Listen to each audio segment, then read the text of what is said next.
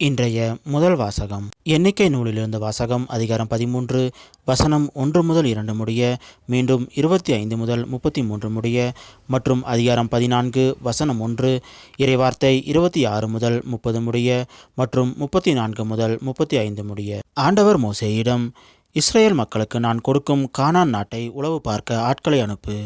மூதாதையர் குலம் ஒவ்வொன்றிலிருந்தும் அவர்களுள் தலைவனாய் இருக்கும் ஒருவனை நீ அனுப்ப வேண்டும் என்றார். 40 நாட்கள் நாட்டை உளவு பார்த்த பின் அவர்கள் திரும்பி வந்தனர். அவர்கள் பாரான் பாலைநிலத்தில் காதேசில் இருந்த மோசேயிடமும் ஆரோனிடமும் இஸ்ரேல் மக்கள் கூட்டமைப்பில் உள்ள அனைவரிடமும் வந்தனர். அவர்களுக்கும் முழு மக்கள் கூட்டமைப்புக்கும் அவர்கள் செய்து கொண்டு வந்தனர். நாட்டின் கனியையும் அவர்களுக்கு காட்டினர். அவர்கள் மோசேயிடம் கூறியது, நீர் எங்களை அனுப்பிய நாட்டிற்கு நாங்கள் சென்று வந்தோம். அதில் பாலும் தேனும் வழிந்தோடுகிறது.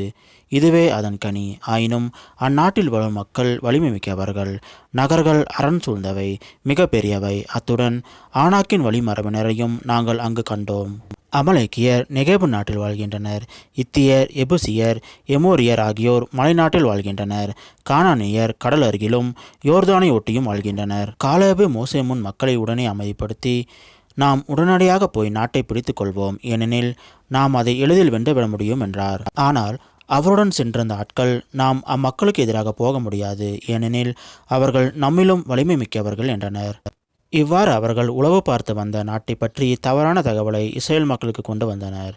அவர்கள் கூறியது, உளவு பார்க்கும்படி நாங்கள் சென்றிருந்த நாடு தன் குடிமக்களையே விளங்குவதாயிருக்கிறது. அதில் நாங்கள் கண்ட மனிதர் அனைவரும் மிகவும் நெடிய உயரத்தினர். அத்துடன் நெப்பீலமிலிருந்து வருகிற ஆனாக்கின் புதல்வராகிய அரக்கரையும் கண்டோம். எங்கள் பார்வையில் நாங்கள் வெட்டுக்கிளிகள் போல் இருந்தோம். அவர்களுக்கும் நாங்கள் அவ்வாறே காணப்பட்டோம். உடனே மக்கள் கூட்டமைப்பு முழுவதும் உரத்த குரலில் புலம்பிற்று. மக்கள் அன்றிரவு அழுது கொண்டே இருந்தனர். மேலும் ஆண்டவர் மோசேயிடமும் ஆரோனிடமும் கூறியது, இப்பொல்லாத மக்கள் கூட்டமைப்பினர் எதுவரை எனக்கு எதிராக முறுமுறுப்பர்? எனக்கு எதிராக முறுமுறுக்கும் இஸ்ரேல் மக்களின் முறுமுறுப்புகளை நான் கேட்டேன். நீங்கள் அவர்களிடம் சொல்ல வேண்டியது, ஆண்டவர் கூறுவதாவது, என் உயிர் மேல் ஆணை, என் செவிகள் படுமாறு நீங்கள் சொன்னதையே நான் உங்களுக்கு செய்வேன். எனக்கு எதிராக முறுமுறுத்த 20 வயதும் அதற்கு மேலும் எண்ணப்பட்ட மொத்த தொகையினரான நீங்கள் இப்பாலைநிலத்தில் பிணமாக விழுவீர்கள். நீங்கள் குடியிருக்கும்படி நான் வாக்களித்த நாட்டுக்குள் எப்புன்னே மகன் காலேபையும் நூன் மகன் யோசுவாவையும் தவிர ஒருவருமே வரமாட்டீர்கள். நீங்கள் நாட்டை உளவு பார்த்த நாட்களின் எண்ணிக்கையின்படி ஒரு நாளைக்கு ஒரு ஆண்டாக 40 நாட்களுக்கும் 40 ஆண்டுகள் நீங்கள் குற்றப்பழியை சுமப்பீர்கள். என் வெறுப்பையும் அறிந்து கொள்வீர்கள். ஆண்டவராகிய நானே பேசியுள்ளேன். எனக்கு எதிராக ஒன்று கூடிய இப்பொல்லா மக்கள் கூட்டமைப்பு முழுவதற்கும் இதை நான் கட்டாயம் செய்து முடிப்பேன். இப்பாலை நிலத்தில் அவர்கள் முற்றிலும் அழிந்தொழிந்து அங்கேயே மடிவார்கள். இது ஆண்டவர் வழங்கும் அருள்வாக்கு. இறைவா, உமக்கு நன்றி. இன்றைய நற்செய்தி. புனித மத்தேயு எழுதிய நற்செய்தியிலிருந்து வாசகம். அதிகாரம் 15 வசனம் 21 முதல் 28 முடிய. அக்காலத்தில் இயேசு தீர், சீதோன் ஆகிய பகுதியை நோக்கி சென்றார். அவற்றின் எல்லை பகுதியில் வாழ்ந்து வந்த கானானிய பெண் ஒருவர் அவரிடம் வந்து, ஐயா, தாவீது மகனே, எனக்கு இரங்கும். என் மகள் பேய் பிடித்து கொடுமைக்குள்ளாகி இருக்கிறாள் என கதறினார்.